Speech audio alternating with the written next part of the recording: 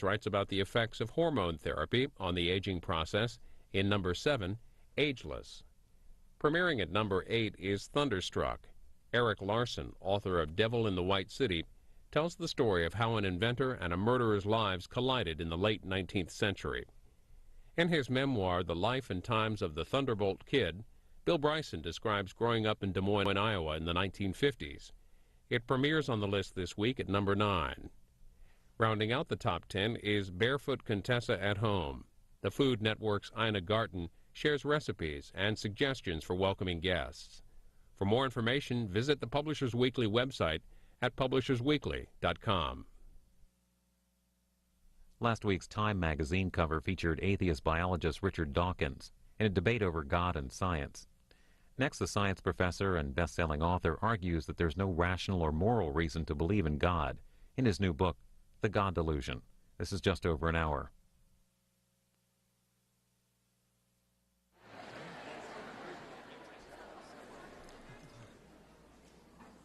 Good evening. My name is Douglas Shedd. I'm a professor of biology at Randolph-Macon Women's College, and I would like to welcome you to the college and to this year's Philip Thayer Memorial Lecture. This lectureship was established by the colleagues and friends of Philip Thayer, the late Theodore Jack Professor of History at Randolph-Macon Women's College, in recognition of his long service to the college. The lectureship seeks to bring to the college distinguished lecturers in a wide range of academic fields who will continue Professor Thayer's own tradition of edifying and challenging lectures. I was fortunate to have known Professor Thayer. He was a wonderful, larger-than-life free thinker, and he would have been delighted by the person who will deliver the Thayer Memorial Lecture this evening. This person is, of course, Richard Dawkins, the Charles Simonyi Professor in the Public Understanding of Science at Oxford University. Professor Dawkins was born in Nairobi, Kenya, and moved with his family to England when he was 7. He studied zoology at Oxford, where he was tutored by Nobel Prize-winning Nico Tinbergen, and earned his doctorate at Oxford. Between 1967 and 1969, Professor Dawkins was an assistant professor of zoology at the University of California, Berkeley. In 1970, he was appointed a lecturer, and then in 1990, a reader in zoology at the University of Oxford, before becoming the university's first Charles Simonyi Professor in the Public Understanding of Science in 1995. Professor Dawkins has been a fellow of New College, Oxford, since 1970. This year marks the 30th anniversary of Professor Dawkins' landmark book, The Selfish Gene. In this book, Professor Dawkins explained to a popular audience many important new ideas in evolutionary biology, and did so in a way so insightful that the book influenced how a generation of scientists think about evolution. The book is truly a classic in modern scientific literature. Professor Dawkins followed The Selfish Gene with a remarkable series of books, including The Extended Phenotype, The Blind Watchmaker, my personal favorite, The River Out of Eden, Climbing Mount Improbable, Unweaving the Rainbow, A Devil's Chaplain, The Ancestor's Tale, and most recently, The God Delusion. The Wall Street Journal said Professor Dawkins' passion is supported by an awe-inspiring literary craftsmanship, and the New York Times Book Review has hailed him as a writer who understands the issues so clearly that he forces his readers to understand them too. Professor Dawkins' awards include the Silver Medal of the Zoological Society of London, the Royal Society's Michael Faraday Award, the Nakayama Prize for Achievement in Human Science, the International Cosmos Prize, and the Kistler's Prize. He has honorary doctorates in both literature and science, and is a fellow of the Royal Society. Professor Dawkins is an outspoken commentator on science, politics, and religion, and among the world's best-known public intellectuals. We are delighted to have him here this evening to discuss his new book, The God Delusion. Professor Dawkins.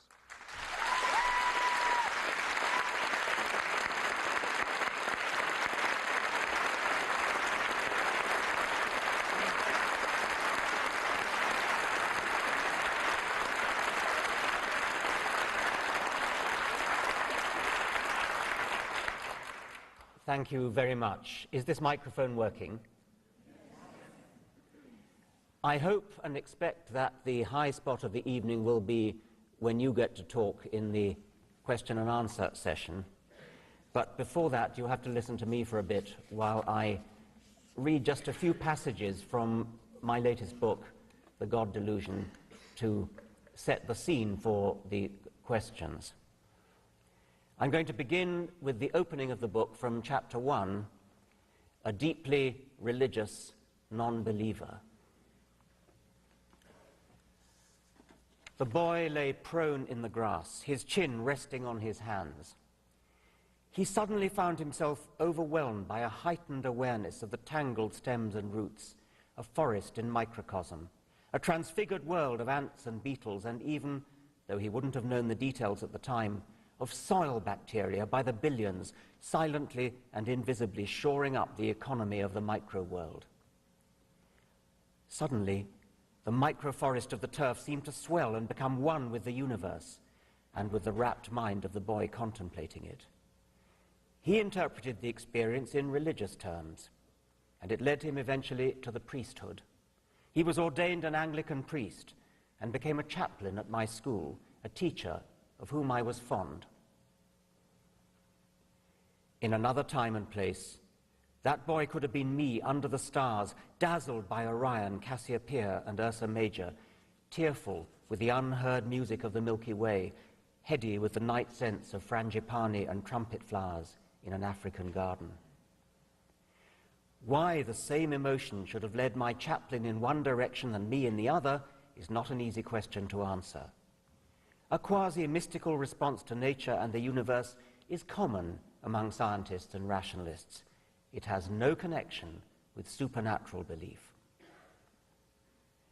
I often hear myself described as a deeply religious man. An American student wrote to me that she had asked her professor whether he had a view about me. Sure, he replied, his positive science is incompatible with religion, but he waxes ecstatic about nature and the universe. To me, that is religion. But is religion the right word? I don't think so. Much unfortunate confusion is caused by failure to distinguish what can be called Einsteinian religion from supernatural religion. Einstein sometimes invoked the name of God, and he's not the only atheistic scientist to do so, inviting misunderstanding by supernaturalists eager to misunderstand and claim so illustrious a thinker as their own. The dramatic, or was it mischievous, ending of Stephen Hawking's A Brief History of Time, for then we should know the mind of God, is notoriously misconstrued. It has led people to believe, mistakenly of course, that Hawking is a religious man. Great scientists of our time who sound religious usually turn out not to be so when you examine their beliefs more deeply. This is certainly true of Einstein and Hawking. One of Einstein's most eagerly quoted remarks is, "Science without religion is lame, religion without science is blind." But Einstein also said, "It was, of course, a lie what you read about my religious convictions, a lie which is being systematically repeated. I do not believe in a personal God, and I have never denied this, but have expressed it clearly.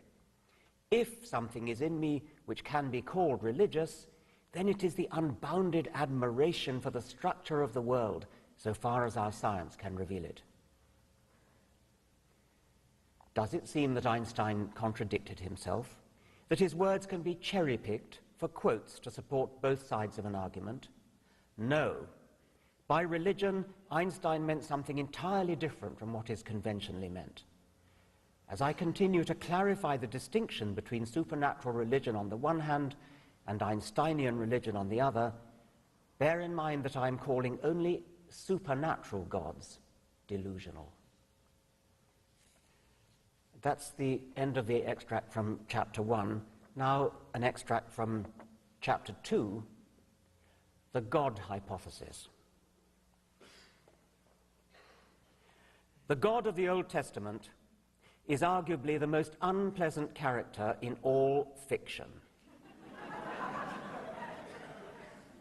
Jealous and proud of it, a petty, unjust, unforgiving control freak, a vindictive, bloodthirsty ethnic cleanser, a misogynistic, homophobic, racist, infanticidal, genocidal, filicidal, pestilential, megalomaniacal, sadomasochistic, capriciously malevolent bully.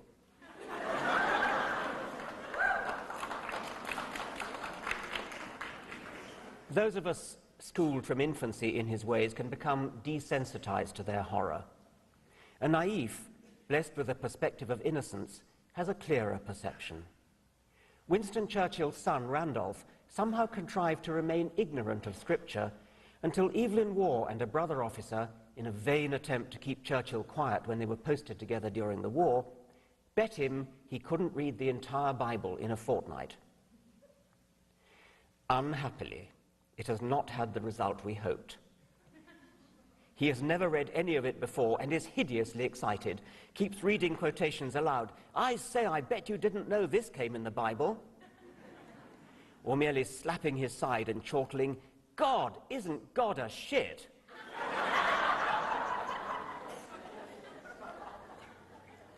Thomas Jefferson, better read, was of a similar opinion. The Christian God is a being of terrific character, cruel, vindictive, capricious, and unjust. It is unfair to attack such an easy target. The God hypothesis should not stand or fall with its most unlovely instantiation, Yahweh, nor his insipidly opposite Christian face, gentle Jesus, meek and mild. To be fair, this milksop persona owes more to his Victorian followers than to Jesus himself. Could anything be more mawkishly nauseating than Mrs. C.F. Alexander's Christian children all must be mild, obedient, good as he? I am not attacking the particular qualities of Yahweh or Jesus or Allah or any other specific God, such as Baal, Zeus or Wotan. Instead, I shall define the God hypothesis more defensively. There exists a superhuman, supernatural intelligence who deliberately designed and created the universe and everything in it, including us. This book will advocate an alternative view. Any creative intelligence of sufficient complexity to design anything comes into existence only as the end product of an extended process of gradual evolution. Creative intelligences being evolved necessarily arrive late in the universe and therefore cannot be responsible for designing it. God, in the sense defined, is a delusion, and as later chapters will show, a pernicious delusion. Not surprisingly, since it is founded on local traditions of private revelation rather than evidence, the God hypothesis comes in many versions. Historians of religion recognize a progression from primitive tribal animisms through polytheisms such as those of the Greeks, Romans, and Norsemen, to monotheisms such as Judaism and its derivatives, Christianity and Islam. Christianity claims to be a monotheistic religion, but you have to wonder sometimes. Rivers of medieval ink, not to mention blood, have been squandered over the mystery of the Trinity and in suppressing deviations such as the Arian heresy. Arius of Alexandria in the 4th century AD denied that Jesus was consubstantial, i.e. of the same substance or essence with God. What on earth could this possibly mean, you're probably asking? Substance? What substance? What exactly do you mean by essence? Very little seems the only reasonable reply. Yet the controversy split Christendom down the middle for a century, and the Emperor Constantine ordered that all copies of Arius's book should be burned. Splitting Christendom by splitting hairs, such has ever been the way of theology. Do we have one God in 3 parts or 3 gods in 1? The Catholic Encyclopedia clears up the matter for us in a masterpiece of theological close reasoning. In the unity of the Godhead there are 3 persons, the Father, the Son, and the Holy Spirit, these 3 persons being truly distinct one from another. Thus, in the words of the Athanasian Creed, the Father is God, the Son is God, and the Holy Spirit is God, and yet there are not 3 gods but one God. As if that were not clear enough, the encyclopedia quotes the 3rd century theologian St. Gregory the Miracle Worker. There is therefore nothing created, nothing subject to another in the Trinity, nor is there anything that has been added as though it once had not existed, but had entered afterwards. Therefore the Son has never been without the Father, nor the Son without the Spirit, and this same Trinity is immutable and unalterable forever. Whatever miracles may have earned St. Gregory his nickname, they were not miracles of honest lucidity. His words convey the characteristically obscurantist flavor of theology, which, unlike science or most other branches of human scholarship, has not moved on in 18 centuries. Thomas Jefferson, as so often, got it right when he said, "Ridicule is the only weapon which can be used against unintelligible propositions. Ideas must be distinct before reason can act upon them, and no man ever had a distinct idea of the Trinity. It is the mere abracadabra of the mountebanks calling themselves the priests of Jesus." Jefferson heaped ridicule on the doctrine that, as he put it, there are three gods in his critique of Calvinism. But it is especially the Roman Catholic branch of Christianity that pushes its recurrent flirtation with polytheism towards runaway inflation. The Trinity is, joined by Mary, Queen of Heaven, a goddess in all but name, who surely runs God himself a close second as a target of prayers. The pantheon is further swollen by an army of saints, whose intercessory power makes them, if not demigods, well worth approaching on their own specialist subjects. The Catholic Community Forum helpfully lists 5,120 saints, together with their areas of expertise, which include abdominal pains, abuse victims, anorexia, arms dealers, blacksmiths, broken bones, bomb technicians, and bowel disorders, to venture no further than the B's. Pope John Paul II created more saints than all his predecessors of the past several centuries put together, and he had a special affinity with the Virgin Mary. His polytheistic hankerings were dramatically demonstrated in 1981 when he suffered an assassination attempt in Rome and attributed his survival to intervention by Our Lady of Fatima.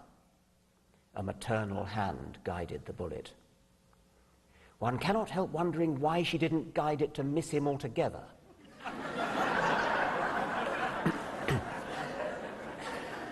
Others might think the team of surgeons who operated on him for 6 hours deserved at least a share of the credit, but perhaps their hands too were maternally guided. The relevant point is that it wasn't just Our Lady who, in the Pope's opinion, guided the bullet, but specifically Our Lady of Fatima. Presumably Our Lady of Lourdes, Our Lady of Guadalupe, Our Lady of Medjugorje, Our Lady of Akita, Our Lady of Zaytun, Our Lady of Garabandal, and Our Lady of Nok were busy on other errands at the time.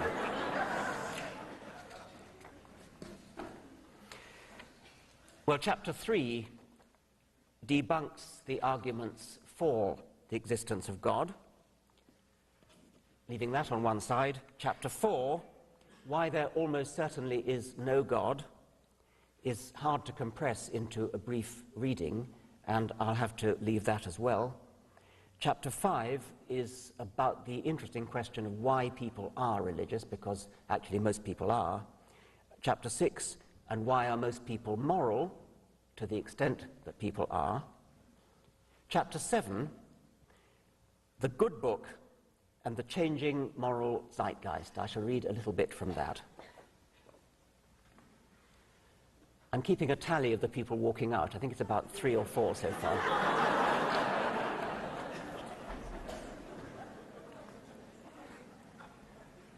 There are 2 ways in which Scripture might be a source of morals or rules for living. One is by direct instruction, for example, through the 10 Commandments, which are the subject of such bitter contention in the culture wars of America's boondocks. The other is by example. God or some other biblical character might serve as, to use the contemporary jargon, a role model.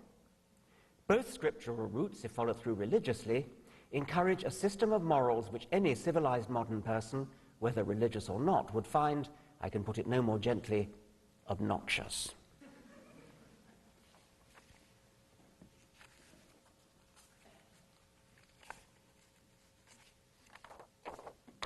Abraham was the founding father of all 3 great monotheistic religions. His patriarchal status renders him only somewhat less likely than God to be taken as a role model. But what modern moralist would wish to follow him? God ordered Abraham to make a burnt offering of his longed-for son. Abraham built an altar, put firewood upon it, and trussed Isaac up on top of the wood. His murdering knife was already in his hand when an angel dramatically intervened with the news of a last-minute change of plan. God was only joking after all, tempting Abraham and testing his faith. A modern moralist cannot help but wonder how a child could ever recover from such psychological trauma.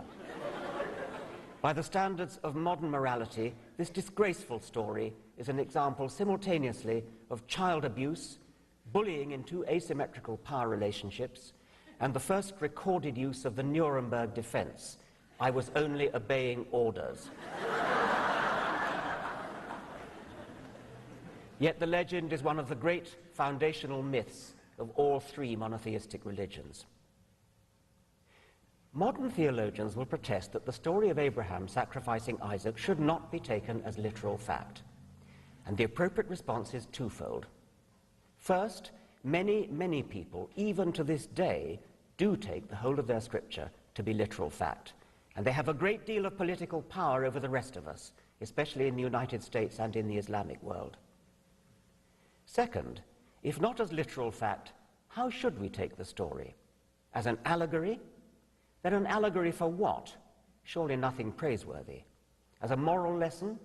But what kind of morals could one derive from this appalling story? Remember, all I'm trying to establish for the moment is that we do not, as a matter of fact, derive our morals from Scripture. Or if we do, we pick and choose among the Scriptures for the nice bits and reject the nasty. But then we must have some independent criterion for deciding which are the moral bits, a criterion which, wherever it comes from, cannot come from Scripture itself, and is presumably available to all of us, whether we are religious or not. Apologists even seek to salvage some decency for the God character in this deplorable tale. Wasn't it good of God to spare Isaac's life at the last minute? In the unlikely event that any of my readers are persuaded by this obscene piece of special pleading, I refer them to another story of human sacrifice which ended more unhappily. In Judges chapter 11, the military leader Jephthah made a bargain with God that if God would guarantee Jephthah's victory over the Ammonites, Jephthah would, without fail, sacrifice as a burnt offering whatsoever cometh forth of the doors of my house to meet me when I return. Jephthah did indeed defeat the Ammonites with a very great slaughter, as is par for the course in the book of Judges, and he returned home victorious. Not surprisingly, his daughter, his only child, came out of the house to greet him with timbrels and dances. And alas, she was the first living thing to do so. Understandably, Jephthah rent his clothes, but there was nothing he could do about it. God was obviously looking forward to the promised burnt offering, and in the circumstances, the daughter very decently agreed to be sacrificed. She asked only that she should be allowed to go into the mountains for 2 months to bewail her virginity. At the end of this time, she meekly returned, and Jephthah cooked her. God did not see fit to intervene on this occasion. God's monumental rage whenever his chosen people flirted with a rival god resembles nothing so much as sexual jealousy of the worst kind, and again it should strike a modern moralist as far from good role model material. The temptation to sexual infidelity is readily understandable, even to those who do not succumb, and it's a staple of fiction and drama from Shakespeare to bedroom farce. But the apparently irresistible temptation to whore with foreign gods is something we moderns find harder to empathize with. To my naive eyes, "Thou shalt have no other gods but me" would seem an easy enough commandment to keep. A doddle, one might think, compared with "Thou shalt not covet thy neighbor's wife," or her ass, or her ox. Yet, throughout the Old Testament, with the same predictable regularity as in bedroom farce, God had only to turn his back for a moment, and the children of Israel would be off and at it with Baal or some trollop of a graven image. Or, on one calamitous occasion, a golden calf. There then follows a section on Moses, which I'm going to cut, go on to the end of the Moses section.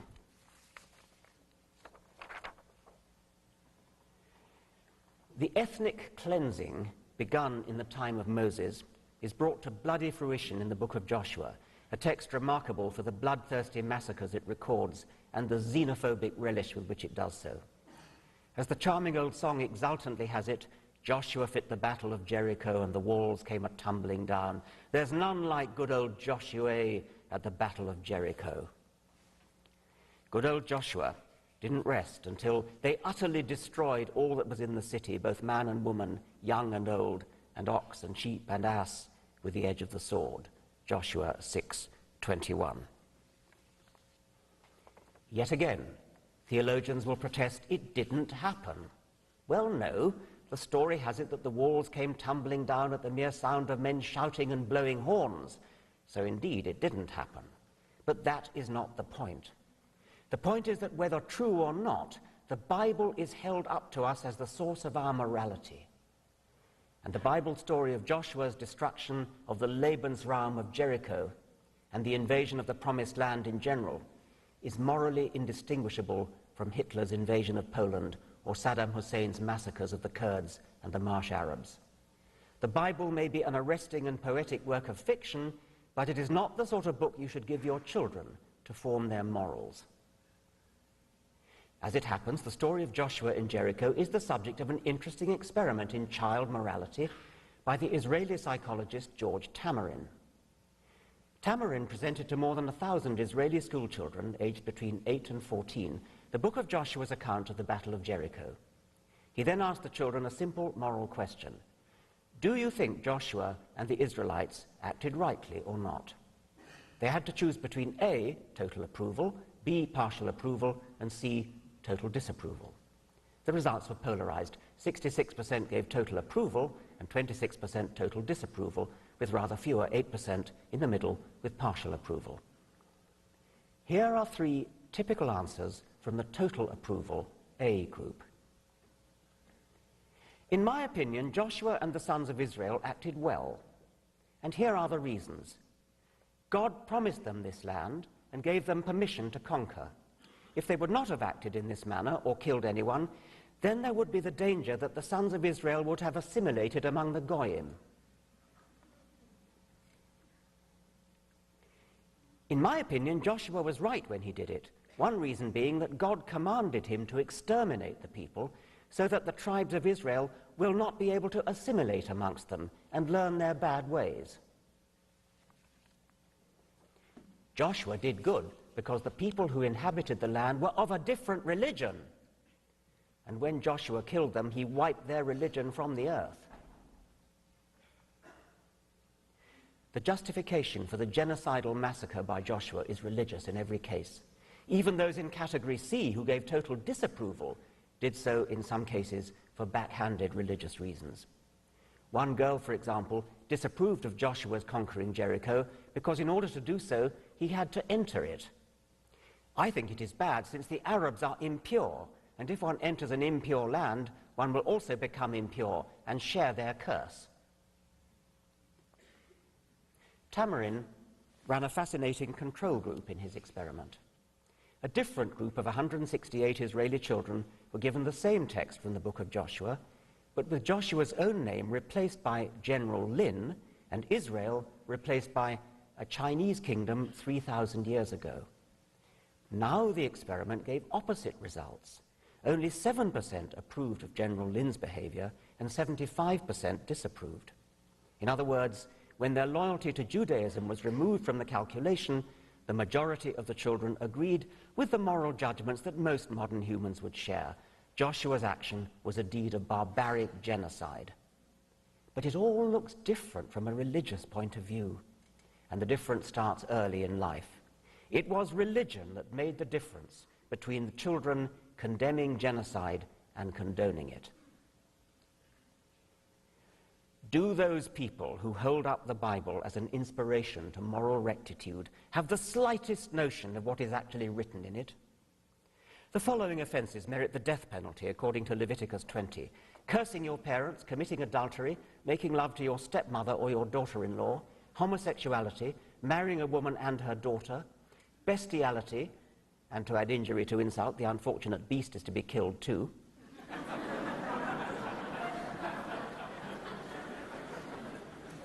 You also get executed, of course, for working on the Sabbath. The point is made again and again throughout the Old Testament. In Numbers 15, the children of Israel found a man in the wilderness gathering sticks on the forbidden day. They arrested him and then asked God what to do with him. As it turned out, God was in no mood for half measures that day. And the Lord said unto Moses, the man shall surely be put to death. All the congregation shall stone him with stones without the camp. And all the congregation brought him without the camp, and stoned him with stones, and he died. Did this harmless gatherer of firewood have a wife and children to grieve for him? Did he whimper with fear as the first stones flew, and scream with pain as the fusillade crashed into his head? What shocks me today about such stories is not that they really happened. They probably didn't.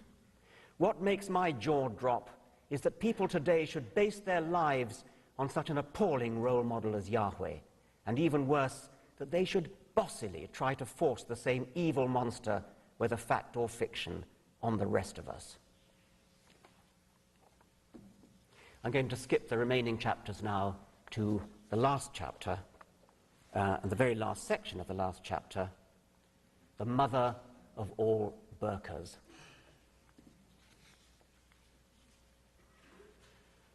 One of the unhappiest spectacles to be seen on our streets today is the image of a woman swathed in shapeless black from head to toe, peering out at the world through a tiny slit. I should say that the streets that I normally walk are the streets of England. It probably isn't the case here. The burqa is not just an instrument of oppression of women and claustral repression of their liberty and their beauty, not just a token of egregious male cruelty and tragically cowed female submission. I want to use the narrow slit in the veil as a symbol of something else.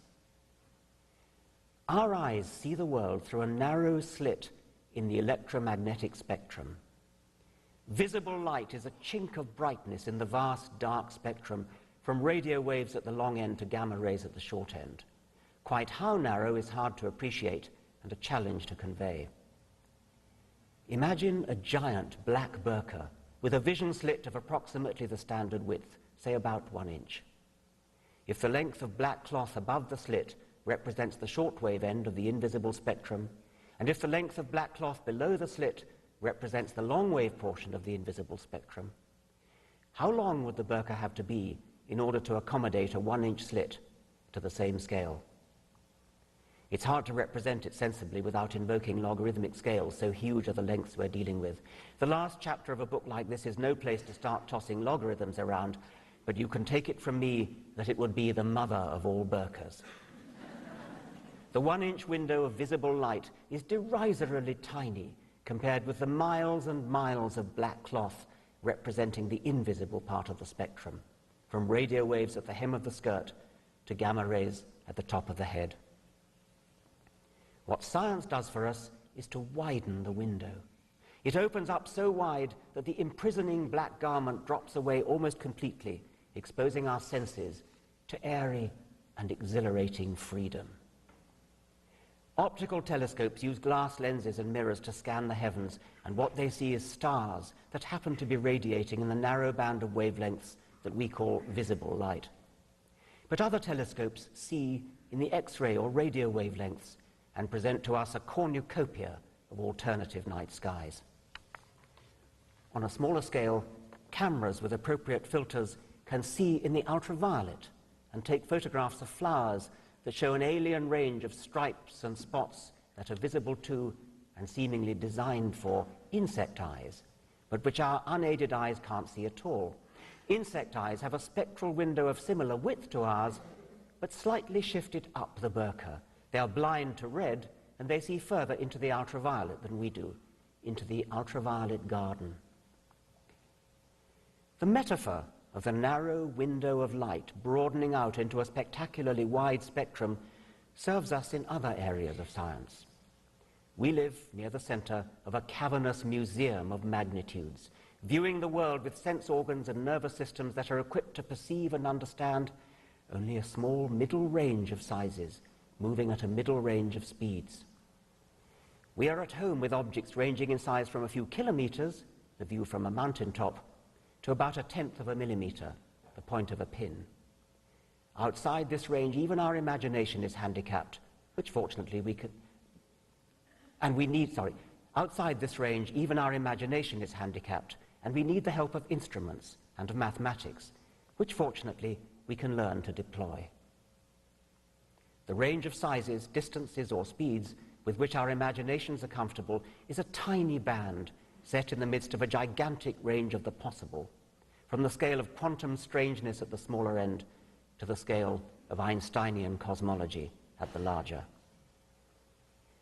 Our imaginations are forlornly under-equipped to cope with distances outside the narrow middle range of the ancestrally familiar. We try to visualize an electron as a tiny ball in orbit around a larger cluster of balls representing protons and neutrons. That isn't what it is like at all. Electrons are not like little balls. They are not like anything we recognize. It isn't clear that like even means anything when we try to fly too close to reality's further horizons. Our imaginations are not yet tooled up to penetrate the neighborhood of the quantum. Nothing at that scale behaves in the way matter, as we are evolved to think, ought to behave. Nor can we cope with the behavior of objects that move at some appreciable fraction of the speed of light. Common sense lets us down, because common sense evolved in a world where nothing moves very fast and nothing is very small or very large, the mundane world of the familiar, which I have dubbed middle world. At the end of a famous essay on possible worlds, the great biologist J.B.S. Haldane wrote, "Now my own suspicion is that the universe is not only queerer than we suppose, but queerer than we can suppose. I suspect that there are more things in heaven and earth than are dreamed of or can be dreamed of in any philosophy." How should we interpret Haldane's queerer than we can suppose? Queerer than can in principle be supposed, or just queerer than we can suppose, given the limitation of our brain's evolutionary apprenticeship in middle world? Could we, by training and practice, emancipate ourselves from middle world, tear off our black burqa, and achieve some sort of intuitive, as well as just mathematical, understanding of the very small, the very large, and the very fast? I genuinely don't know the answer, but I'm thrilled to be alive at a time when humanity is pushing against the limits of understanding. Even better, we may eventually discover that there are no limits. Thank you very much.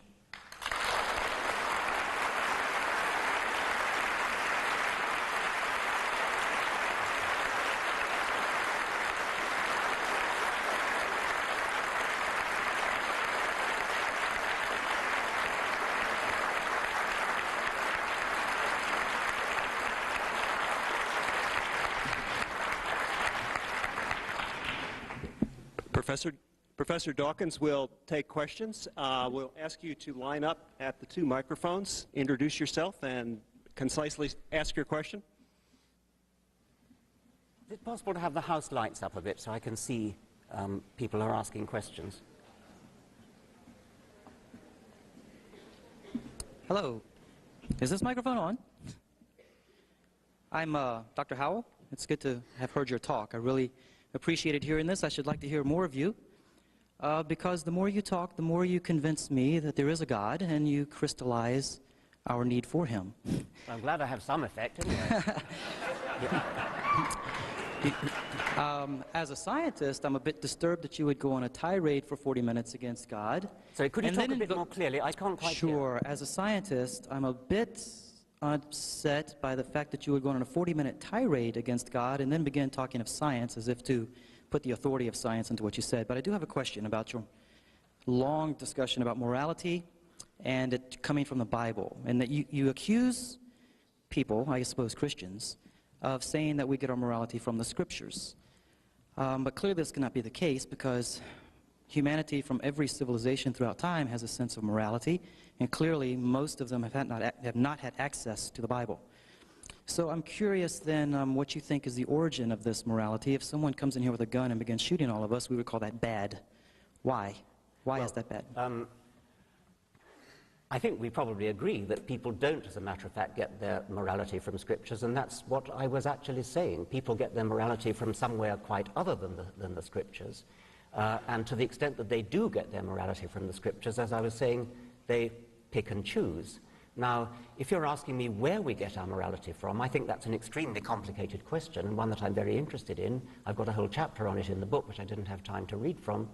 I think that a sort of bedrock of it probably comes from our Darwinian heritage as a kind of misfiring byproduct of our Darwinian past, when we lived in small villages or small roving bands, which meant that we were surrounded by close kin, and that, as you no doubt know, is one good prerequisite for the evolution of altruism under Darwinian rules. And also, in those small villages or roving bands, we would have been surrounded by people whom we are likely to meet again and again throughout our life, which provides the basis for the other main Darwinian reason to be moral or altruistic. That, I think, is the Darwinian origin, and I suspect that although we no longer live in small bands, the same rules of thumb, which were honed in our Darwinian past, are playing themselves out under the alien conditions of modern urban society. The rule of thumb used to be nice to everyone you meet, because everyone you meet is likely to be either a cousin and or somebody you're going to meet again and again, and therefore in a position to reciprocate. Darwinism doesn't suggest that we should be all wise and do what is actually going to be best for our selfish genes.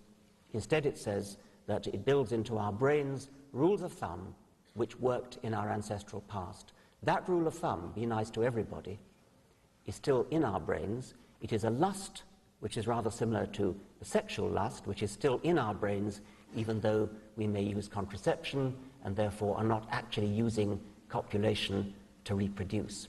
The same rule of thumb persists, and that is also true of the lust to be good, the lust to be nice. That, I think, is the Darwinian origin, but I think that it's become modified and refined through culture, through civilization, until it shows itself in the much more sophisticated and actually much more pleasant rules for being nice that we see today. Wherever else it comes from, it certainly doesn't come from Scripture, and that was the only point I was trying to make from that particular reading. Yes.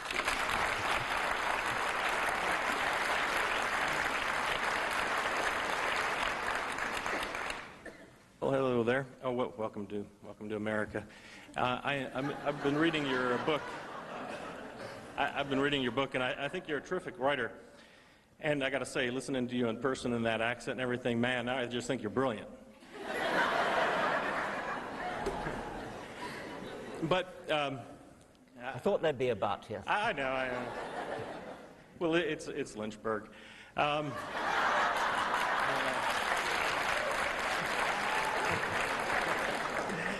Well, I am a theist. You'll be disappointed to know, but you know how Bertrand Russell, said that if he faced God, he'd ask, where, he didn't give enough evidence. Where was the evidence on it?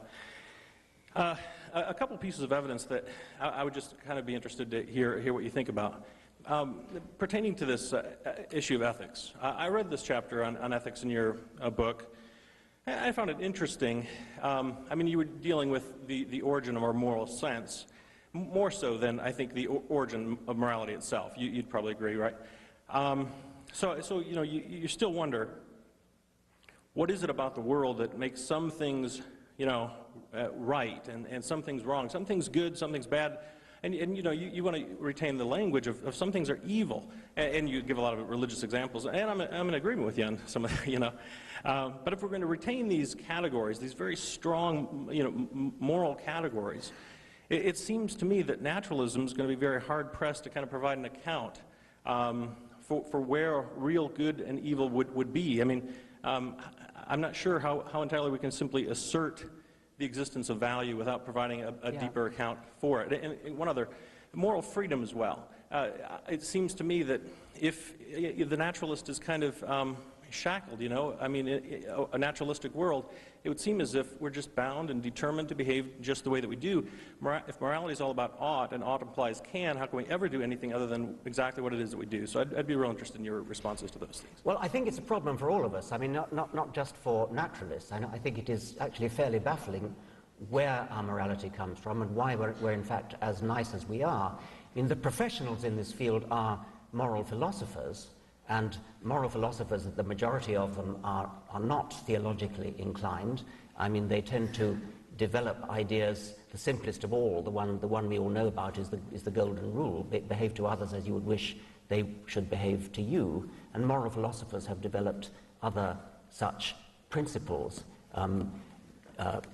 Always oppose suffering, always behave as if you didn't know whether you were going to be at the top of the pecking order or the bottom. These are all moral precepts which moral philosophers have developed.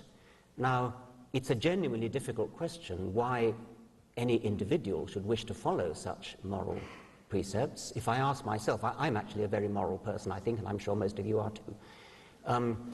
If I ask myself why I don't steal, why I pay my taxes, why I do all the things that keep society going, I suppose it's a slightly irrational feeling that I wouldn't wish to live in the kind of society where people behaved in the sort of ways that I wouldn't wish them to behave in, and therefore I shouldn't behave in those ways either. Now, that isn't entirely rational, because if I behave in an antisocial way, then that doesn't actually stop anybody else doing the nice things to me that, well, maybe it does, and that could be the problem. But it is a genuinely difficult problem, why we are moral. All that I wish to assert today is that religion certainly doesn't help. Or if it does, I mean, if there's anybody here who thinks that they're moral purely because they're frightened of what God might do if they're not, I mean, that's a pretty contemptible reason to be moral. And I don't think we probably have much respect for people who only behave well because of the great surveillance camera in the sky. So I think that I'm sure all of us here are moral for better reasons than that, although I quite agree with the questioner, it's genuinely difficult to decide why we are. Thank goodness we are.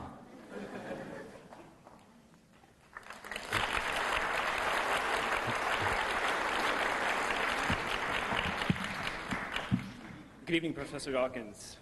My name is Thomas Lekowski. I come from Thomas Jefferson's University, here to ask you a question. Richard, atheists have a PR problem. They are among the most distrusted minorities in the U.S. Many people equate atheism with immorality and pessimism. They ask, what good has atheism done? Atheism is so cold, I don't find any comfort from those who do not believe in God. Some have attempted to answer these criticisms with new life stances, such as humanism or the Church of Reality. They assert there will not be widespread apostasy until there is a replacement for religion. Sam Harris says, we must find ways of meeting our emotional needs that do not require the abject embrace of the preposterous. Further, he says, we must learn to invoke the power of ritual and to mark those transitions in every human life that demand profundity, birth, marriage, death, without lying to ourselves about the nature of reality. So my question is, what is your view of that assertion that there will not be widespread apostasy until we find a replacement for religion? Yes, thank you. That's an extremely interesting question, a very important one. If it is the case that people find consolation and comfort in religion, then I'm not in the least surprised, but note that that doesn't in any way imply that religious beliefs are true. What is comforting and what is true are two entirely different things.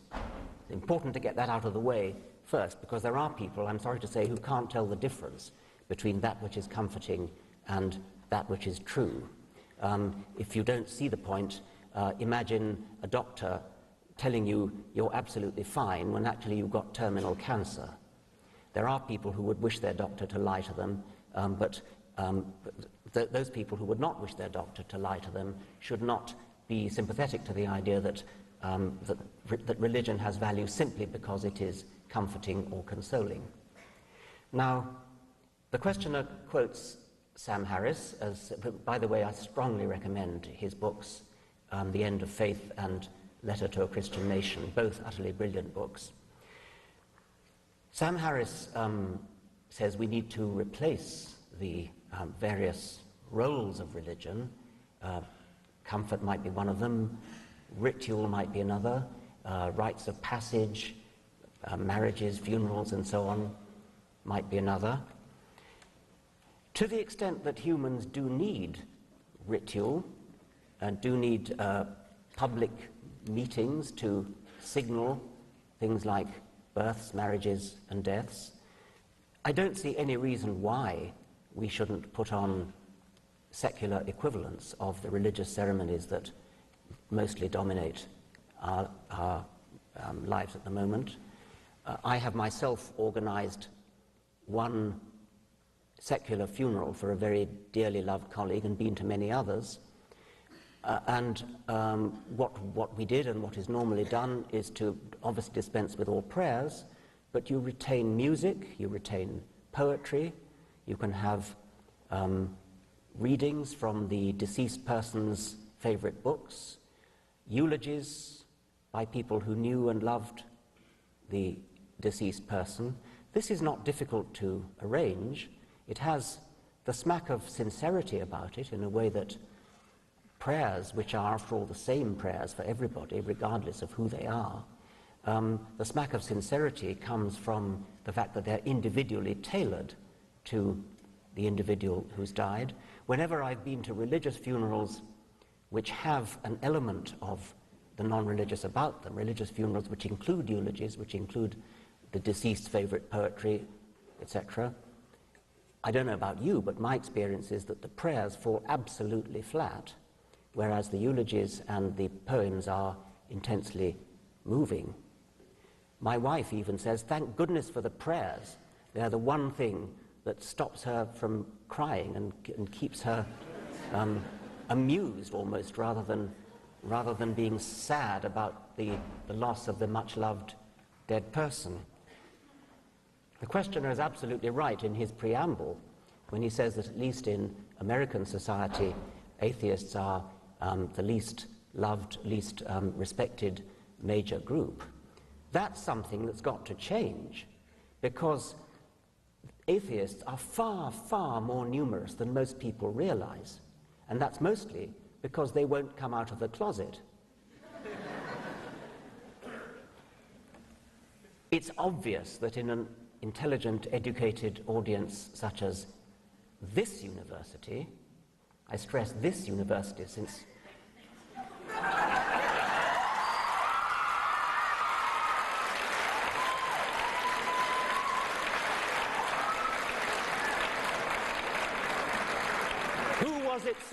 who was it saw fit to give them accreditation, I'd like to know.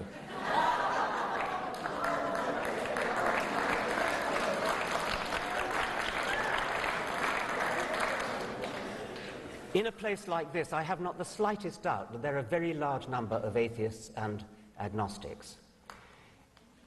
What is wrong with everybody in that position throughout the country, standing up, recognizing each other, joining together and forming, I won't say a lobby, because somebody suggested that organizing atheists is rather like herding cats. They are, on the whole, too intelligent and independent-minded to lend themselves to being herded. But if an atheist lobby could be got together which showed a small fraction of its numerical strength, it would outnumber, for example, the Jewish lobby, which is formidably and notoriously powerful in this country. There are more secularists, agnostics, and atheists in this country than there are Jews. But do they have a voice in politics? Is it possible for an atheist to get elected to high office in this country? No. The Congress of this country is presumably, at least partly, derived from the intelligent, educated wing of the country. That being so, it is statistically almost inconceivable that a substantial number of members of Congress are not atheists. Obviously, many of them must be. And yet, not a single one of them will admit it.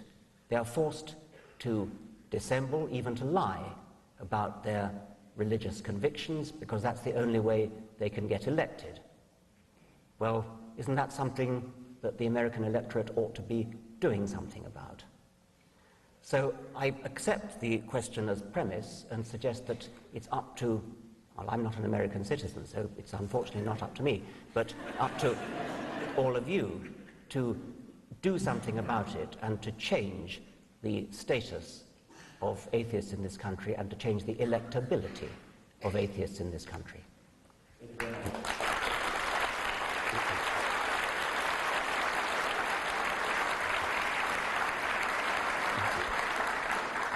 Good evening. My name's Amy LeMay Hammond. I'm a first-year student at RMWC. And sorry, I didn't hear that. My name's Amy LeMay Hammond. I'm a first-year student at RMWC. Thank you, Jessica. And firstly, I'd like to thank you for recognizing that there are probably many atheists in this room and that we are not morally dangerous or have no morals. My question is, in the case of sort of mock religions such as the invisible pink unicorn and such, which I'm sure you're familiar with, do those help the atheist cause or do they actually hurt it by creating sort of hilarity about religion? Okay, they do one good thing. They answer one question, and it's a very important question because it's a very ubiquitous one. It's the following question: you cannot disprove the existence of God. Now, amazingly, there are a lot of people who think that's a powerful argument. You cannot disprove the existence of God, which somehow seems to suggest to them, oh, well, therefore, the existence of God must be about equally likely to the non-existence. Existence and non-existence must be approximately equally likely. And the point about the invisible pink unicorn and the flying spaghetti monster and the celestial teapot and all those examples is simply to demonstrate that it's just not the case that because you cannot disprove something, therefore that makes it the slightest bit likely.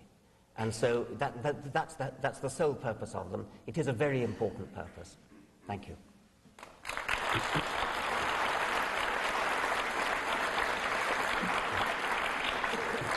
Hi, Mr. Dawkins.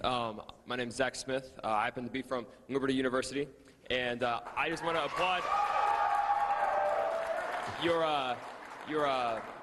atheist wit, because I have never at the same time been so insulted but amused at the same time. So I just want to say that was a good one. But I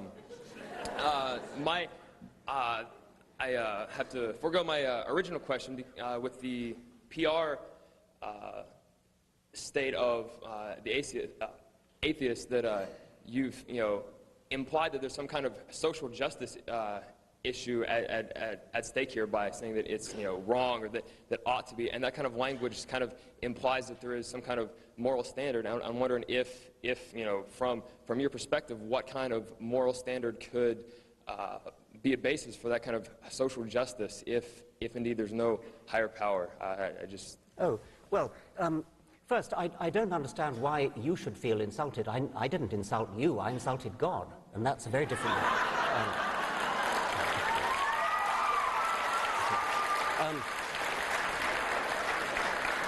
But then the question of social justice in the rights of atheists to be considered citizens and to be considered electable, I don't think the issue is quite that they should be elected because they are atheists. That wasn't the point. The point is that being an atheist should not debar you any more than being black, to go back in history to being black or Jewish or Catholic or a woman or any of the other things which historically have tended to make somebody unelectable and no longer do, I'm delighted to say, that atheists and indeed homosexuals, which are the next one most difficult lot to get elected, But atheists are the last major group to be embraced in this charmed circle of the electable.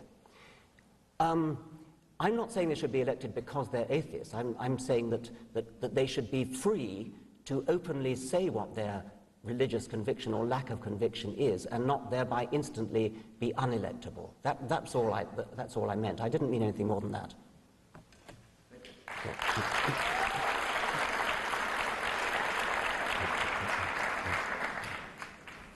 Thank you. I just would like to say at the outset, I thank you for coming and putting yourself, in a sense, on the firing line. And insofar as you've taken on God, you have always the opportunity that God might win. So I would like just to call your attention to something that, in my hearing of your talk, you mentioned the sense of ridicule about the Trinity, and its affront to reason, very difficult to understand, even make sense of, and why would a person even try, for that matter.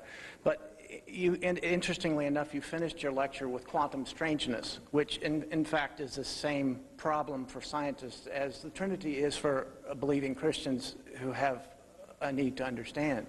Just making that comment. And I'm recalled, I spent most of my life being an atheist or a non-believer in that sense, and I've seen the world through that lens, and I understand the logic of it, and so on. When I became a believer, I also noticed that the same world out there was being viewed through a different metaphysical lens, and I would suggest to you that there's a burqa as well for the metaphysical reality. You can shift up and look through faith, or you can shift down and look through human intelligence or human understanding. Call it reason or intuition or whatever. But I would call to your attention that there is a whole new reality that comes. It's not supernatural in the sense, but it's a shift in understanding. Yes. I think that's a very interesting point, and I can answer it with reference to how you began, which was the comparison between quantum theory, which is deeply mysterious, and the mystery of the Trinity, and you implied that there's a sort of comparability between those, that they are both deeply mysterious, so why should one prefer one over the other? The answer to that is actually very simple. Quantum theory yields experimental predictions which have been verified to an accuracy, number of decimal places, so accurate that the great theoretical physicist Richard Feynman compared it to the accuracy of predicting the width of North America to the accuracy of the width of one human hair. That is why quantum theory has to be taken seriously. And it doesn't matter, well, it does matter, but it's one can take in one's stride because of the brilliance of the experimental verification. It doesn't matter that quantum theory is so mysterious that, as Feynman himself once said, if you think you understand quantum theory, you don't understand quantum theory. It is true that the human mind, and I believe the reason is that the human mind evolved in middle world, where the strangeness of quantum theory never impinged upon human life. It is true that the human mind cannot grasp, cannot visualize, cannot imagine the assumptions that quantum theory needs to make. But human physicists doing experiments can verify the predictions of quantum theory to an accuracy which is utterly stupefying, and which leaves one in no doubt that in some sense quantum theory must be right. Nothing remotely like that could ever be claimed for the doctrine of the Trinity, nor, by the way, is the doctrine of the Trinity anything like so interestingly mysterious as quantum theory.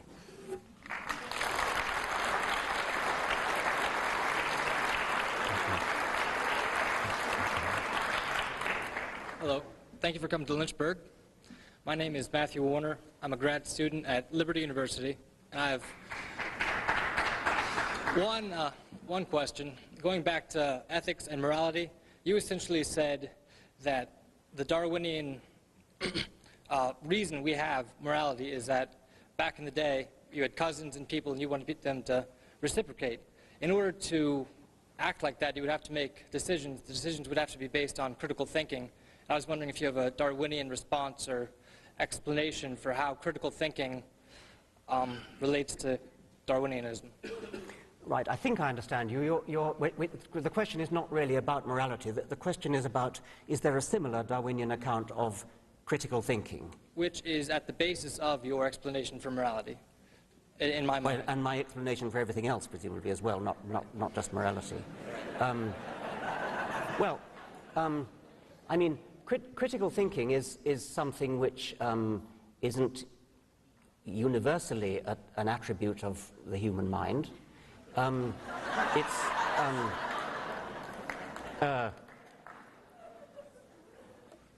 don't think it's very hard to imagine that imagine ways in which critical thinking could have benefited the survival of our ancestors. I mean, I think that taking a rational view of evidence would probably have helped our ancestors to survive in a world of saber-toothed tigers and ice ages and drying up water holes and all the other things all the other hazards which threatened life.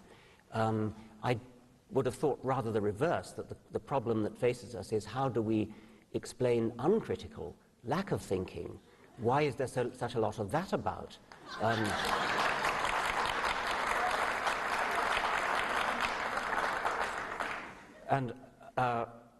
I mean, I do have a chapter explaining that, but I should have thought that was a rather harder problem than the one about critical thinking.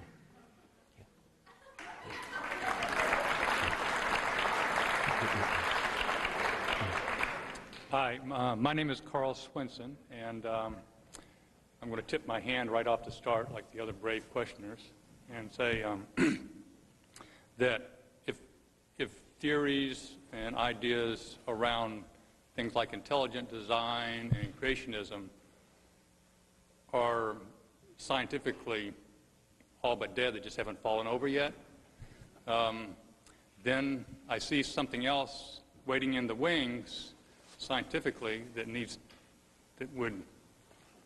could be a problem for science. And so I ask your opinion about this. Things like, you've used the word mind a lot. We think of mind as some dimensionless thing in the middle of our head which tells us what to do and is separate from the brain, which is similar to the soul, another popular notion. So what does science or philosophy at this point have to say about this? About the mind, Yeah, about the existence of it. That or the soul or the popular notions of it. Well, I mean, my view would be a materialistic one. Not everybody's would, and my view would be that mind and soul and consciousness and all those sorts of words they describe something which is a manifestation of the material brain and doesn't have any existence outside material brains, where material brains could at some future date perhaps include silicon brains, not just neuronal brains, but there has to be some sort of physical medium, doubtless highly complicated, highly interconnected, a network of complicated wiring diagram, which by some means which neurophysiologists are now working on, results in the phenomena which psychologists study and which we colloquially give names like mind and even soul too. So I don't think that the mind is an immaterial thing that has any existence outside the material world.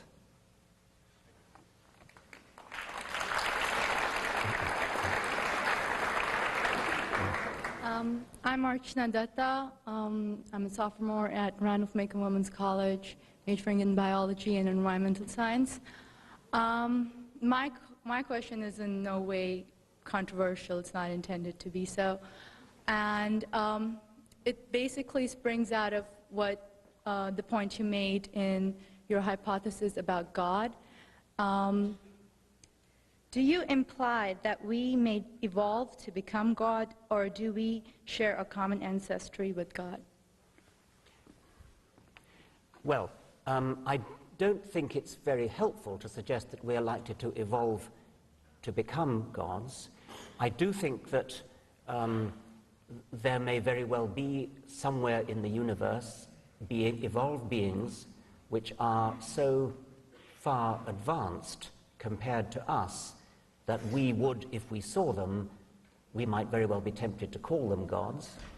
And it is also possible, by the same token, that if our species goes on evolving either genetically and or culturally for a sufficient number of millennia, our descendants might become so advanced that we would be tempted to call them gods.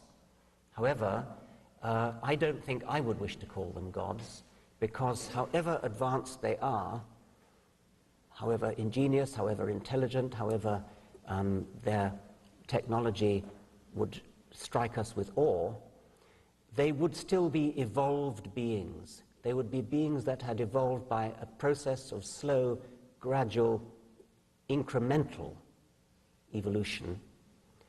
And that, to me, is the diagnostic feature of a god. A god doesn't evolve, a god just happens, a god is just there.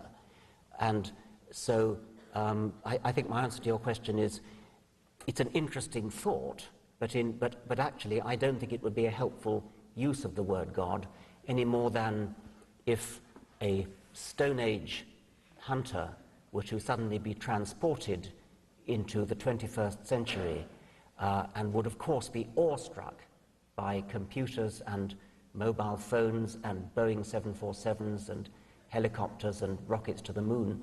That Stone Age hunter might be tempted to call us gods, but I think it's a temptation that he should resist, and so should we.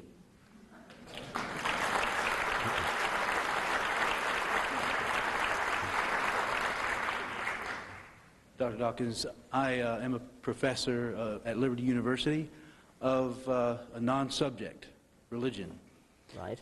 But according to your book, and I've been reading your book, and it's helped me to understand atheist mind, and I appreciate that. And I have a whole group of my students here tonight. They've been in the back there, and because I wanted them to hear what you have to say, and we want to be careful not to set up straw men about atheists, which, you know, are done, and I want them to avoid Thank you that. very much. Okay. Yes, sir. But I wanted to read from your book. You've been reading from your book, and Right. I find it interesting, this footnote on page 82. We might be seeing something similar today in the over-publicized tergiversation of the philosopher Antony Flew, who announced in his old age that he had been converted to belief in some sort of deity. Now, I wanted to read that footnote before my question. Right. You would consider yourself a de facto atheist, leaning toward a strong atheist, category 6, leaning toward 7. Apparently because you would say the evidence demands your being an atheist, not a theist. For you, the evidence makes the existence of God highly improbable. So my question is, what evidence would you need to conclude that God's existence at least was as probable as that of extraterrestrials? And why did you relegate Antony Flew to a footnote with him being such an eminent philosopher and finding design in the DNA an indication of yes. deity? Antony Flew is a British philosopher who has long been a champion of atheism, and he has, as the questioner remarks, announced in his old age that he has been converted to a form of deism, not out-and-out theism, a form of deism where he thinks there probably is some kind of mysterious intelligence at the root of the universe. Many great people have thought the same. What disappointed me about Antony Flew's reasons for that is that he publicly admitted, publicly announced, that what had convinced him was the idea of intelligent design, and specifically the book of Michael Behe. Well, that doesn't argue for the surviving powers that Antony Flew once had as an intellectual. no serious thinker could possibly be positively impressed by the arguments of the so-called intelligent design creationists. There may be good reasons for believing in a God, and if there are any, I would expect them to come from possibly modern physics, from cosmology, from the observation that, as some people claim, the laws and constants of the universe are too finely tuned to be an accident. That would not be a wholly disreputable reason for believing in some form of supernatural deity. I think there's a very good argument against it, and I've developed much of my chapter 4 to, as I think, refuting that argument. If Antony Flew had said that, then I think we could have a serious argument with him. But what he actually said was that he was convinced by intelligent design in biology. And anybody who knows anything about biology will immediately see that that is ridiculous. I'm sorry to be so harsh, but when I last saw Antony Flew, he didn't endear himself to me because he actually went about promulgating the legend that Darwin himself had a deathbed conversion. And that really is a ridiculous story, which was long, long ago disposed of by the Darwin family. And it led me to somewhat discount other things that Antony Flew is now saying. He once was a great philosopher. It's very sad.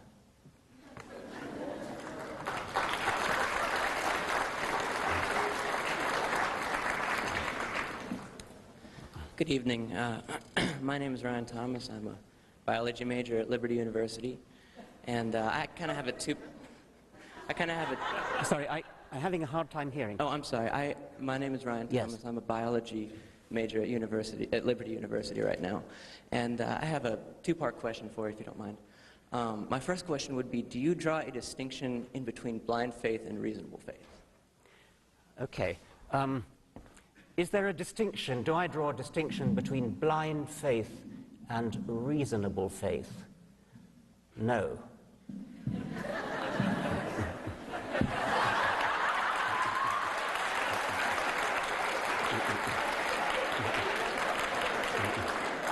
It's interesting that you say that, because just through my own studies, through my my investigation into this matter, I have come to the conclusion that there is no such thing as proof.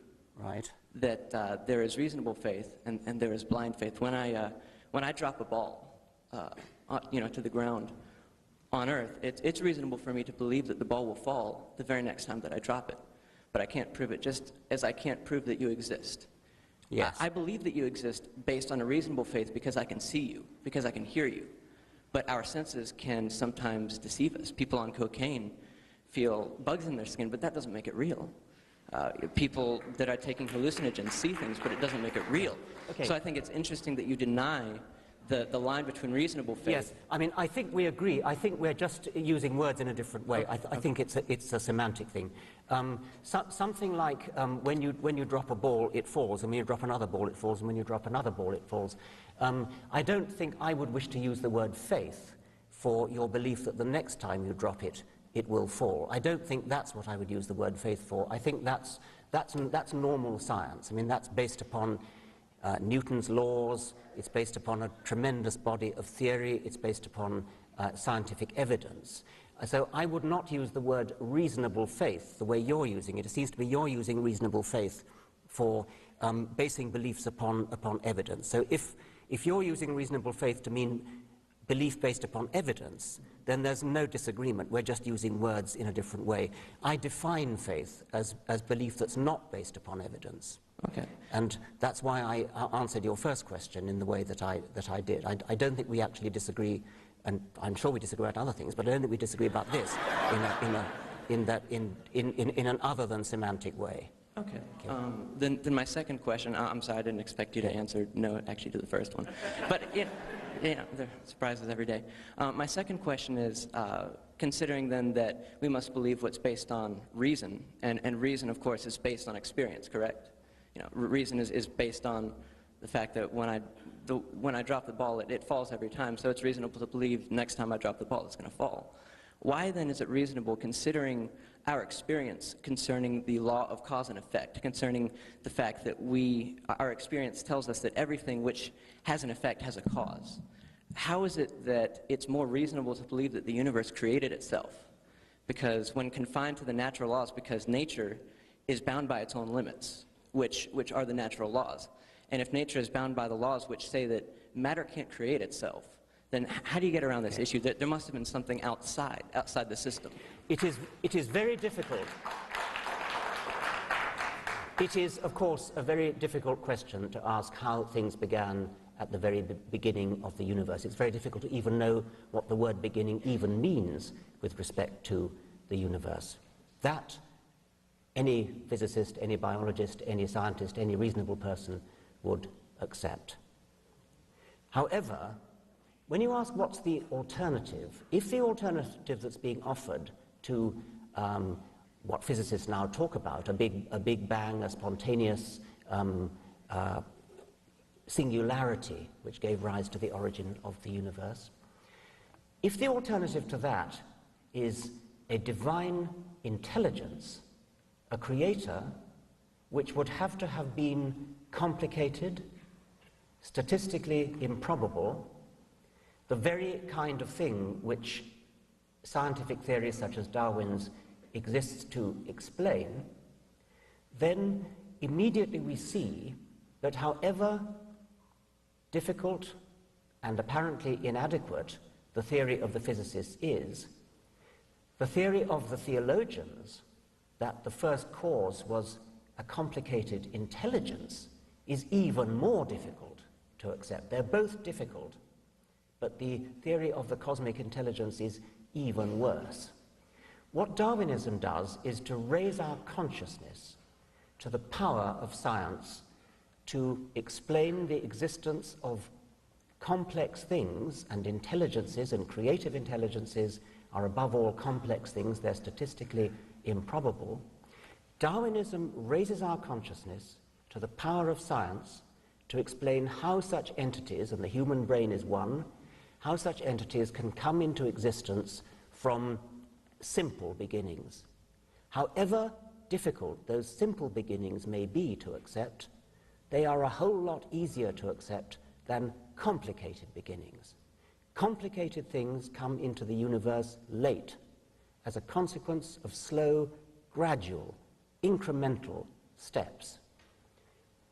God, if he exists, would have to be a very, very, very complicated thing indeed. So to postulate a God as the beginning of the universe, as the answer to the riddle of the first cause, is to shoot yourself in the conceptual foot, because you are immediately postulating something far, far more complicated than that which you are trying to explain.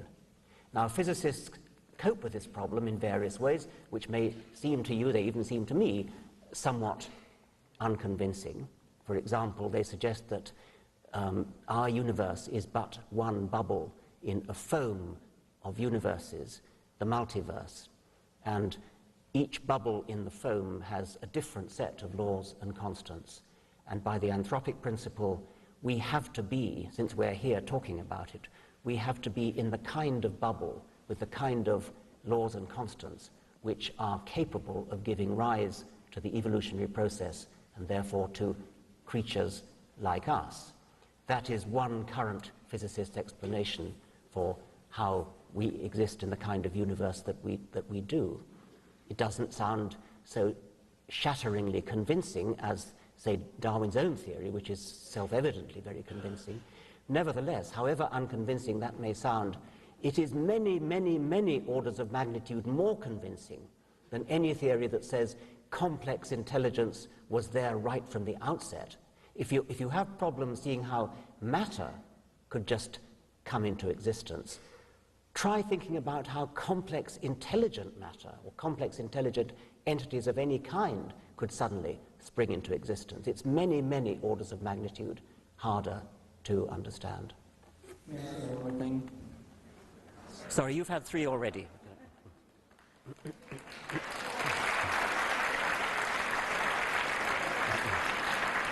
Hi, my name is Amber Moore. I'm from Liberty University as well. I have 2 questions for you. How can you believe in extraterrestrials as a higher being and not believe in a God? Could you just say that again? How can you, how can you believe as extraterrestrials as a higher being and not believe in a God? How can I believe that an extraterrestrial is a higher being and not believe in them as an advanced higher being? Yeah, I understand the words of your question. An extraterrestrial higher being, if one exists, comes into existence as the end product of a long, slow, gradual, incremental process of evolution, just like the one that gave rise to us. That's the explanation for why the extraterrestrial, if it is indeed an advanced being, is an advanced being. It's a very sensible, easy to understand explanation. It's a gradual explanation. You start from simple beginnings and you work up. God isn't like that. God is a being that is not supposed to have evolved. God is a being that has always existed and therefore does not have the benefit of that kind of sensible, rational, gradualistic explanation. That is an absolutely crucial difference. I suspect that on other planets there probably are beings, as I said before, which are so far advanced relative to us that they might as well be gods, except for this one absolutely crucial respect, that they came into the universe by slow, gradual degrees. They didn't just happen. Nothing as complicated as that just happens. They didn't just happen, and therefore they or it or he or she could not be responsible for designing the universe. Okay, my last question. This is probably going to be the most simplest one for you to answer, but what if you're wrong? Well, what if I'm wrong? I mean, anybody could be wrong. We could all be wrong about the flying spaghetti monster and the pink unicorn and the flying teapot. You happen to have been brought up, I would presume, in the Christian faith. You know what it's like not to believe in a particular faith because you're not a Muslim, you're not a Hindu. Why aren't you a Hindu? Because you happen to have been brought up in America, not in India. If you'd been brought up in India, you'd be a Hindu. If you were brought up in Denmark in the time of the Vikings, you'd be believing in Wotan and Thor. If you were brought up in classical Greece, you'd be believing in Zeus. If you were brought up in Central Africa, you'd be believing in the great Juju up the mountain. I mean, there's no particular reason to pick on the Judeo-Christian God in which, by the sheerest accident, you happen to have been brought up and ask me the question, what if I'm wrong? What if you're wrong about the great Juju at the bottom of the sea?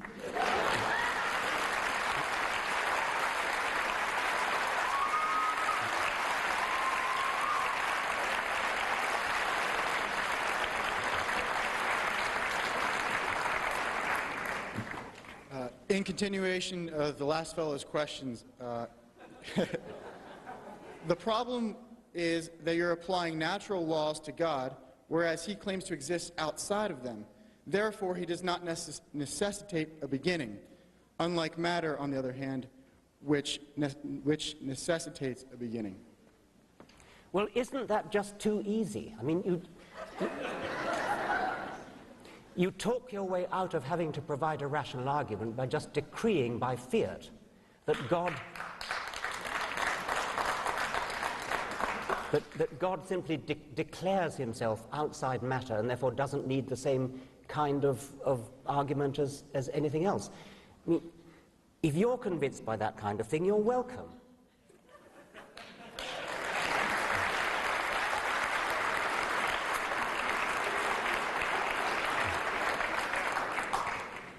My name is Kay Goodman, and I'd like to hear your thoughts on whether or not there is a God or gods, what effect has it upon humankind, upon the orders of the world, upon men and women, that we rather consistently refer to God as a male?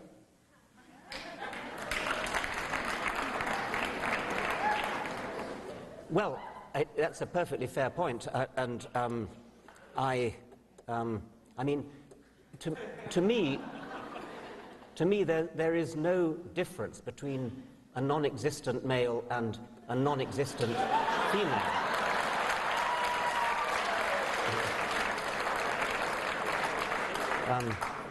To the extent that God or gods has sociological, psychological, political significance, then I could easily imagine that if one could somehow begin a cult of a female god, it might well have a very improving effect upon human society.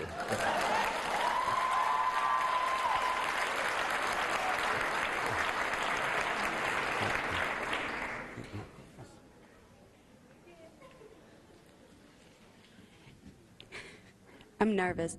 Amber Dawn, student here at Randolph-Macon. Thank you for that previous answer.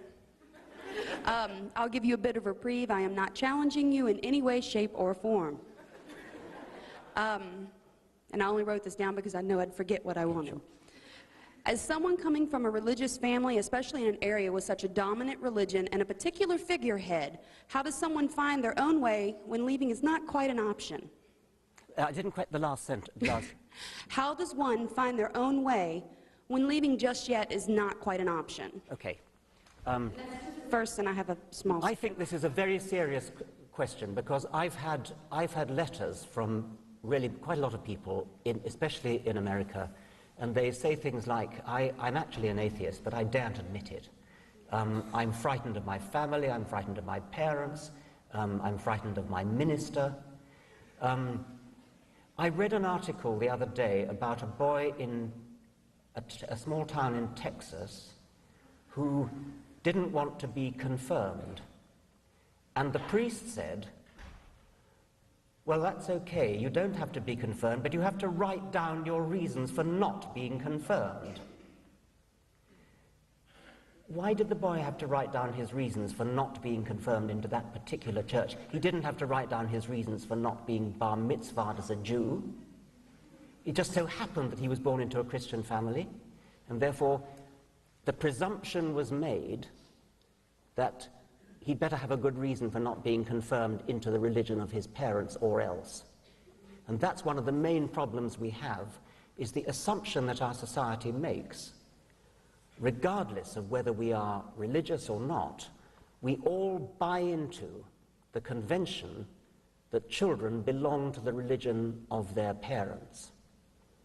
You will see newspaper articles talking about Christian children and Muslim children and Jewish children, children who may be as young as 3 or 4 years old and who are therefore obviously much too young to know what their beliefs are about the cosmos and humanity and religion.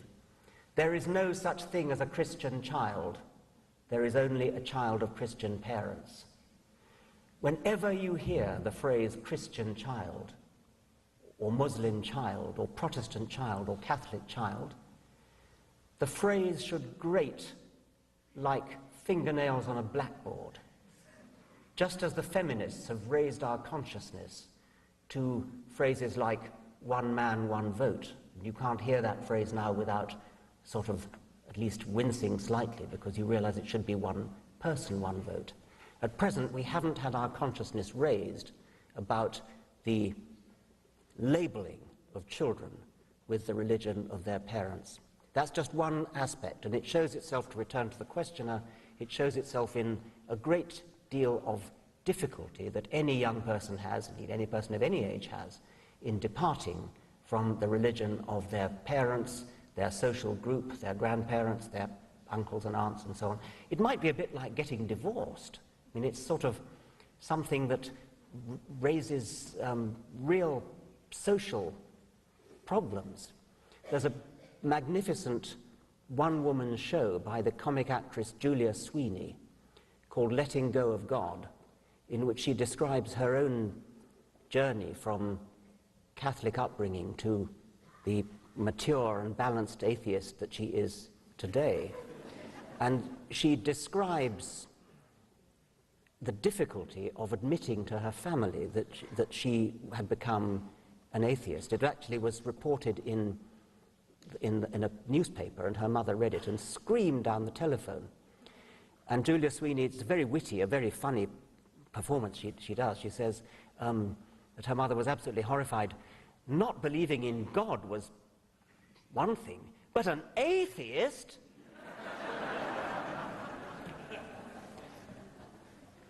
I don't know what the answer is. The precedent of gay people is one that one can vaguely bear in mind. I mean, homosexuality is now much, much more accepted in our society than it was when I was young, homosexuality was actually illegal in Britain up until, I think, the 1960s, believe it or not.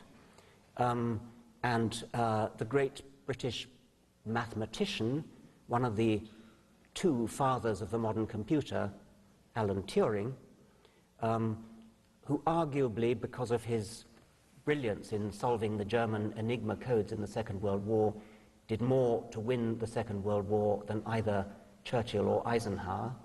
Alan Turing was arrested for homosexual behavior in the 1950s and was essentially driven to suicide. That has now changed, and now people can be openly gay. The word gay has become a word used with pride rather than with shame. I think that we do have to have a shift in social attitudes to atheism, which will mirror that towards homosexuality. It is, after all, just a view about the cosmos and about various other things, about humanity, about morality. It is really quite extraordinary that somebody's view about such an academic matter as whether there exists a supreme intelligence should reflect upon their, the way they're looked at in society, the way their family and their friends look at them. It is quite remarkable that that should be the case. Once again, it's something we've all got to do something about.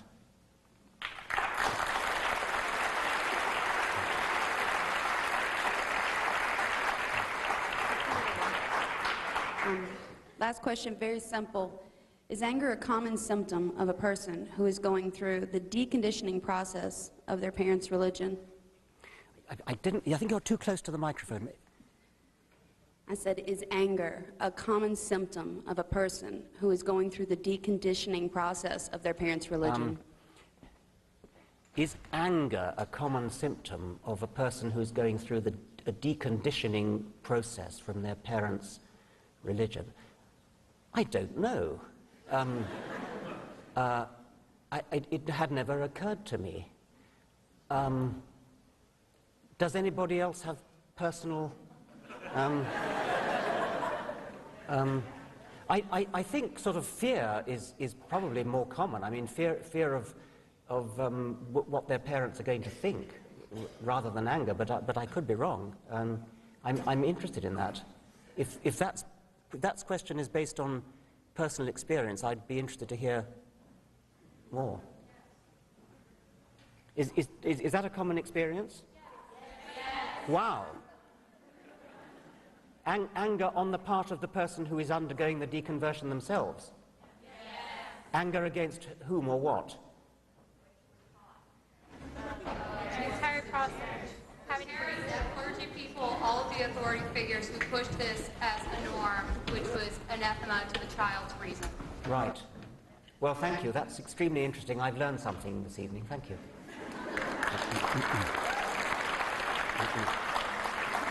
Hi, I'm Ron Feynman. I love physics. Two questions, if I may. At Liberty University, they have on display some fossils that they say are I might be off by a factor or by 1,000 years or so, but they say these fossils of dinosaurs are 3,000 years old, maybe 4,000, maybe 5,000. My question, the first question to you is, what could they do to really prove to a scientist that those fossils are indeed that old only? That's number one. And then number two, would you be willing to elucidate a little bit further your arguments against creation by design and maybe give us some better sense of cosmological time, just how long it really is? Right. The belief that dinosaurs are only 3,000 years old and that the universe is only 6,000 years old, how to give an idea of the real time span of the world, when one way to put it, which I've recently been thinking about, is that if somebody believes that the world is only 6,000 years old, or of the order of a few thousand years old, when the true age of the Earth is of the order of a few billion years old, that means they're out by a factor of 1 million, which is not a trivial error. I am not very good at arithmetic, and I calculated that it's equivalent to believing that the distance from New York to San Francisco is 700 yards.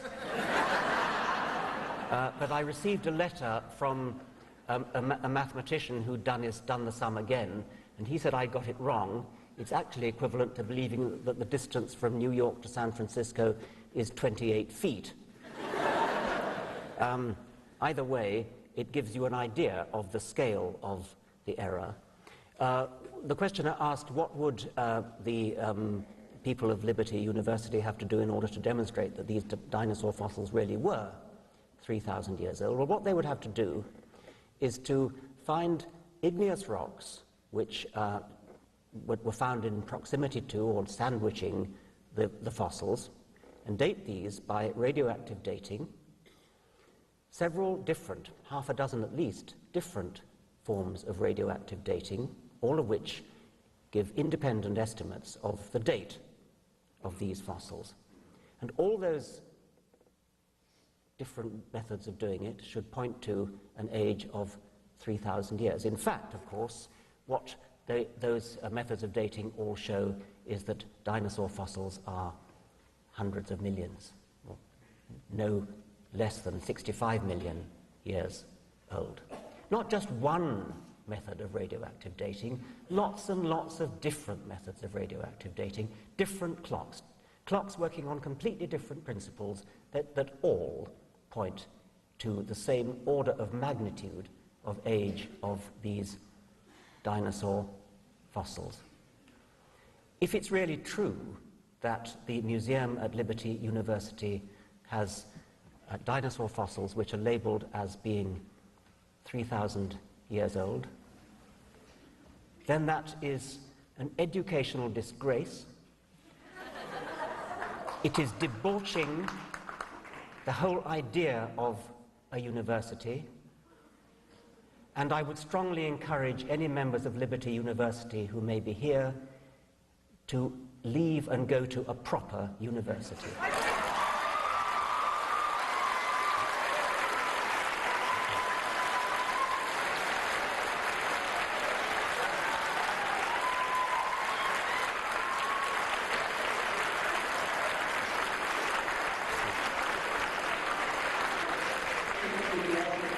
With your elucidating on chance versus natural selection versus intelligent design, and give us a sense of cosmological time. Chance and natural selection and intelligent design. One of the biggest fallacies in popular understanding of Darwinian evolution by natural selection is that it is a theory of random chance. It is not. It's the very opposite, and this is one of the most important things to understand about it. There is a certain chance element in it. Mutation is a process of random chance. It's random with respect to improvement. Things don't tend to get better as a result of mutation. The important step in the Darwinian theory of evolution is natural selection. Natural selection is a non-random process. Natural selection is the non-random survival of randomly varying genetic codes.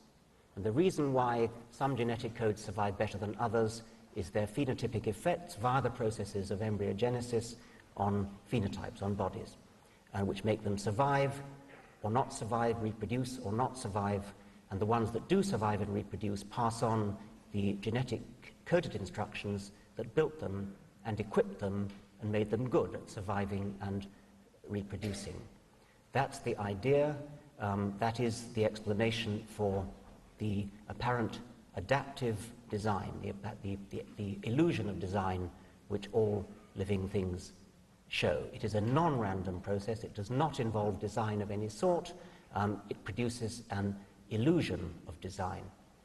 It is hard for people to grasp for various reasons, and one reason the questioner has pinpointed is the sheer length of time involved. Geological time is larger than most human minds are capable of grasping. The various metaphors have been used to convey the sheer magnitude of geological time. One that I like, which I didn't invent, is you hold out your hand to represent the length of geological time, and if, say, the middle of my tie is the origin of life and the tip of my finger is the present, then the dinosaurs which went extinct 65 million years ago lived about there. Most of this is bacteria. You have multicellular life evolving about here, dinosaurs about there, humans at my fingernail, and the whole of recorded human history, everything from the Egyptians, biblical times, the Romans, the Assyrians, the Greeks, all of human history disappears in the dust from one stroke of a nail file. That's the scale of human history is the dust from one stroke of a nail file, on the same scale as the time that's available, that has been available for evolution. That is one of the reasons why people find it so hard to understand. There are many reasons. I've written about 8 books on the subject which preceded the God Delusion, and it's a little hard to condense it into a few minutes. Thank you very much.